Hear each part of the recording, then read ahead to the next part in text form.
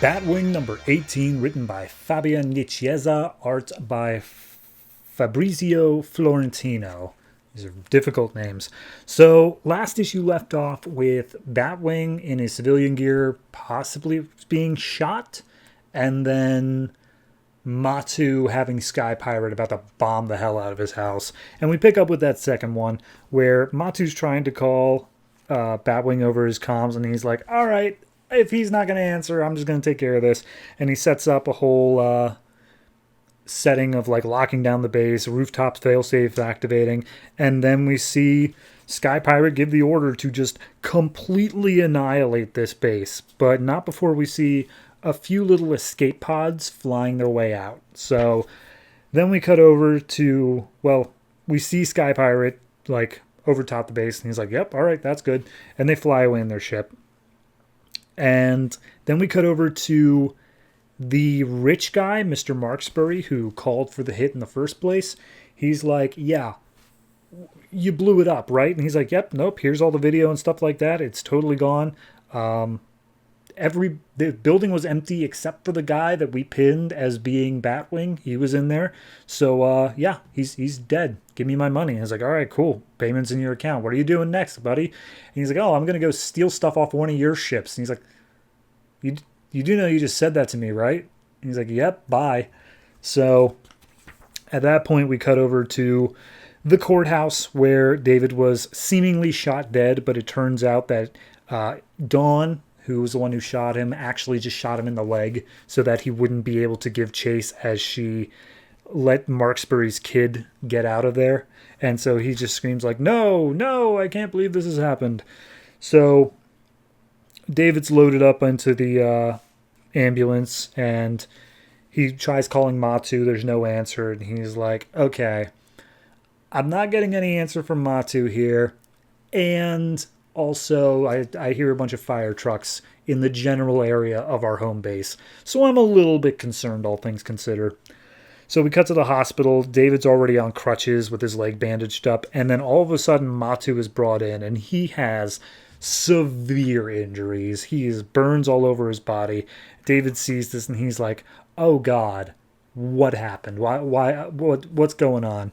And he makes his way over to Matu's bed after he's been treated a little bit. And the doctor says if he can make it through the night, he'll probably be fine.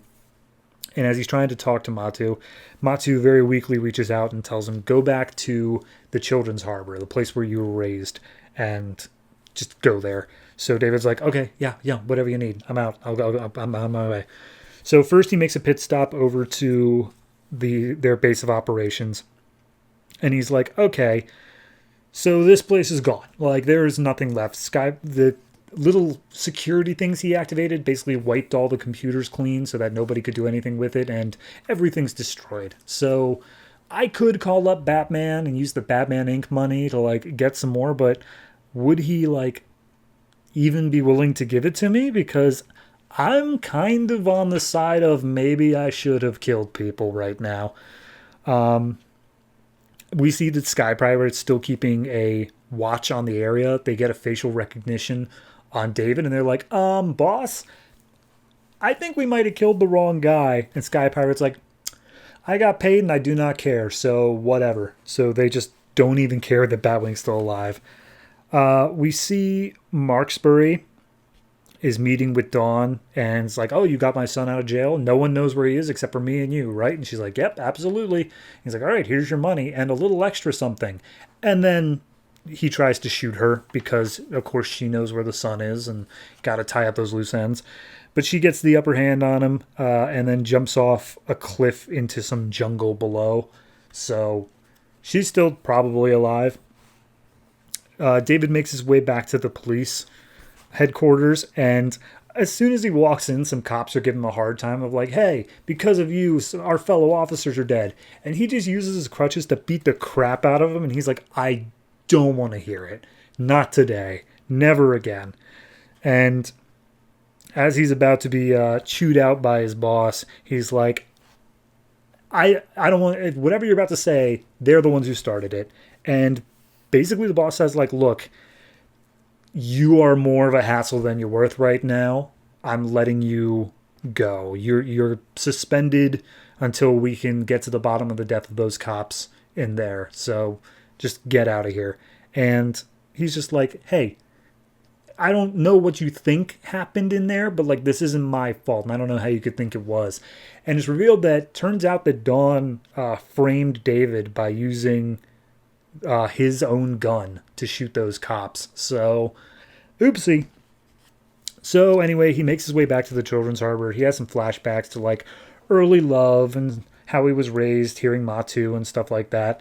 And finally, as he makes his way throughout, he sees that one of the escape pods that made it out was crash landed here, and inside is some Batwing armor with a little note on it saying, "Bring this bomb to your next gunfight." So he puts it all on, and he's basically narrating, saying like, you know what? I tried to be the bigger man this whole time. This whole book, I've been the bigger man, not doing the killing stuff. Screw it. I'm going in. So, yeah, Batwing's going to kill people. I mean, I'm intrigued. I'm intrigued by, because it's the African Batman, which is, you know, its own thing. But I like the idea of this character is not exactly high tier, so no one's going to care if he breaks the no-kill rule. And when I say no one's going to care, I don't mean in terms of like, oh, it's a completely stupid plot. It's not. I'm saying it more in terms of the comic diehards and the execs aren't going to care. It's not going to ruin the marketability.